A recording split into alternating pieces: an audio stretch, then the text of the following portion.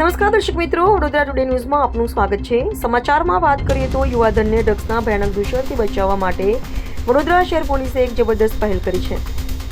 આગામી 26 જૂન એટલે કે આંતરરાષ્ટ્રીય ડ્રગ દુરુપયોગ વિરોધી દિવસના ભાગરૂપે પોલીસ કમિશનર નરસિંહા કુમારના માર્ગદર્શન હેઠળ કમાટીબાગથી સીસી મહેતા ઓડિટોરિયમ સુધી એક વિશાળ જાગૃતિ રેલી અને કાર્યક્રમનું આયોજન કરવામાં આવ્યું હતું। નશામુક્ત વડોદરા, નશામુક્ત ગુજરાતના લક્ષ્ય સાથે યોજાયેલા કાર્યક્રમમાં સંયુક્ત પોલીસ કમિશનર નિલેશ ચાજડિયા, અન્ય ઉચ્ચ પોલીસ અધિકારીઓ, વિદ્યાર્થીઓ તેમજ ફેથ ફાઉન્ડેશન અને કૃપા ફાઉન્ડેશન જેવી સંસ્થાઓના સભ્યો ખાસ ઉપસ્થિત રહ્યા હતા। પોલીસે સ્પષ્ટ સંદેશ આપ્યો છે કે નશીલા પદાર્થો સામે એનડીપીએસ એક્ટ હેઠળ કડક કાર્યવાહી કરાશે અને ડ્રગ્સ પ્રત્યે ઝીરો ટોલરન્સની નીતિ અપનાવવામાં આવશે। કાર્યક્રમના અંતે સંયુક્ત પોલીસ કમિશનર દ્વારા તમામ લોકોને સે યસ ટુ લાઈફ, નો ડ્રગ્સનો શપથ લેવડાવીને નશામુક્ત સમાજ બનાવવાનો સંકલ્પ કરવામાં આવ્યો હતો। કોઈ પણ પ્રકારના નશીલા પદાર્થોનું સેવન ક્યારેય નહીં કરું। હું મારા પરિવારને જ નહીં પરંતુ મારા મિત્રો અને સમુદાયના સભ્યોને પણ વ્યસનમુક્ત થવા માટે પ્રોત્સાહિત કરીશ। હું નશામુક્ત ભારત અભિયાનમાં મારી ક્ષમતા મુજબ શક્ય તમામ સહયોગ આપીશ। જય ગુજરાત, જય ભારત।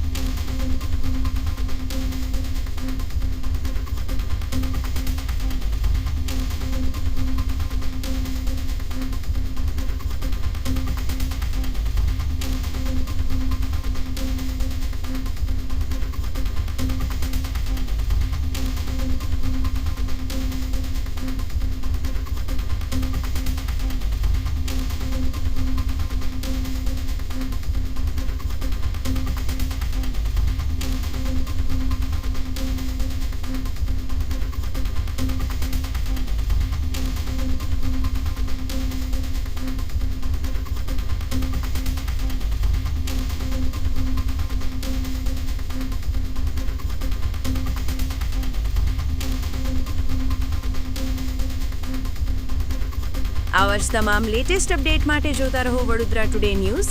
નવું વર્ષ એટલે કે વિક્રમ સંવત 2082ના શરૂઆતથી વડોદરા ટુડે ન્યૂઝ ચેનલના ગુજરાત રાજ્યના તમામ શહેરના, તાલુકા, જિલ્લાના દર્શક મિત્રોને ખાસ વિનંતી કે અમારા વડોદરા ટુડે ન્યૂઝના તમામ સમાચાર જોવા માટે હવે અમારા ફેસબુક, યુટ્યુબ, ઇન્સ્ટાગ્રામના પેજને લાઇક કરો, શેર કરો, સબસ્ક્રાઇબ કરો અને કોઈપણ સમાચાર અને જાહેરાત અને તમારા વિસ્તારમાં કોઈપણ જાતની ગેરકાયદેસર પ્રવૃત્તિઓ ચાલતી હોય અને ભ્રષ્ટાચારની પોલ ખોલવી હોય તો અમારા વોટ્સએપ નંબર 9687328624 અથવા તો 9687906224 પર સંપર્ક કરવા વિનંતી।